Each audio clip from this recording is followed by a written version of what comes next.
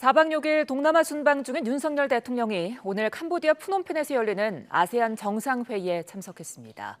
윤 대통령은 자유와 평화, 번영을 기반으로 가는 한국판 인도태평양 전략을 발표했는데요. 순방에 동행한 현지 취재기자 연결해 윤 대통령 일정과 순방 의미 등을 짚어봅니다. 조은지 기자. 네, 캄보디아 푸놈펜입니다. 네. 동남아 순방 일정 시작됐는데요. 아직도 밝군요. 네, 이곳 시각으로 오후 5시를 막 넘어섰습니다. 앞선 스페인 나토 순방 또 뉴욕에서 열렸던 유엔 총회와 비교했을 때 그때는 밤낮이 바뀌었잖아요. 이번에는 시차가 딱 2시간밖에 나지 않습니다. 그래서 도착 첫날인 오늘부터 일정 4개가 빼곡하게 마련되어 있습니다. 윤 대통령과 부인 김건희 여사는 서울공항에서 비행기로 6시간을 날아서 이곳 캄보디아 푸놈펜에 도착했습니다. 오자마자 캄보디아 훈센 총리와 정상회담을 20분 정도 진행했고요. 이어 한 아세안 정상회의를 1시간 동안 진행했습니다. 윤 대통령은 3분가량의 모두 발언에서 아세안 10개국 정상을 상대로 자유와 평화, 번영의 3대 비전을 바탕으로 포용과 신뢰, 호혜의 3대 협력 원칙 아래 우리의 인도태평양 전략을 이행한다고 발표했습니다.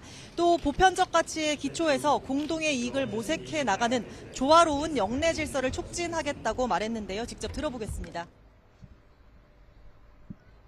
저는 아세안을 비롯한 주요 국가와의 연대와 협력을 통해 자유롭고 평화로우며 번영하는 인도 태평양 지역을 만들어 나가고자 합니다. 힘에 의한 일방적인 현상 변경은 결코 용인되어서는 안 될 것입니다. 순방 둘째 날인 내일은 아세안 회원국들과 한중일 3개국이 함께하는 아세안 플러스 3 정상회의가 열립니다. 윤석열 대통령과 기시다 후미오 일본 총리 또 리커창 중국 총리가 함께하는데 한중일 정상이 한자리에 모이는 건 지난 2019년 12월 이후 2년 10개월 만입니다. 모레는 한미일 정상회담이 열리는데요. 5개월 만에 두 번째로 만나는 한미일 정상은 대북 공조 방안을 중점적으로 다룰 예정입니다. 이후 인도네시아 발리로 넘어가서 G20 정상회의 등 외교 일정을 소화합니다. 역시 김건희 여사가 동행합니다. 네, 그런데 이번 대통령 순방을 둘러싸고 국내에서는 이태원 참사 책임론 그리고 이른바 MBC 취재진 배제를 놓고 뒷말도 이어지고 있는데요. 관련 소식도 있습니까?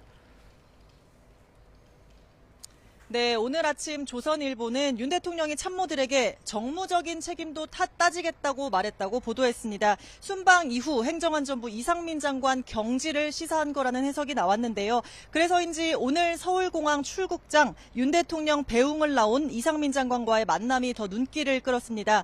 차에서 내린 윤 대통령은 가장 먼저 이 장관과 악수하면서 어깨를 두 차례 툭툭 두드렸습니다. 김은혜 홍보수석은 서면 브리핑을 통해서 일부 언론에 보도된 정치적 책임은 철저한 진상 확인 뒤에 엄정하게 책임을 묻겠다는 원론적인 발언이라고 선을 긋기도 했습니다. 하지만 윤 대통령이 정치적 책임을 언급한 건 이번이 처음이라서 이 장관 유임 기류에 변화가 생긴 건 아닌지 해석도 분분합니다. 한편 대통령실이 외교 관련 왜곡, 편파 보도 등을 이유로 전용기의 MBC 취재진의 탑승을 거부하면서 논란은 이어지고 있는데요. MBC 취재진 4명은 전용기보다 하루 앞선 어젯밤 한국을 떠나서 저희보다 일찍 이곳에 도착했고요. 현재 전용기를 타고 온 기자단과 함께 프레스센터에서 취재 활동을 하고 있습니다. 지금까지 캄보디아 푸놈펜에서 YTN 조은지입니다.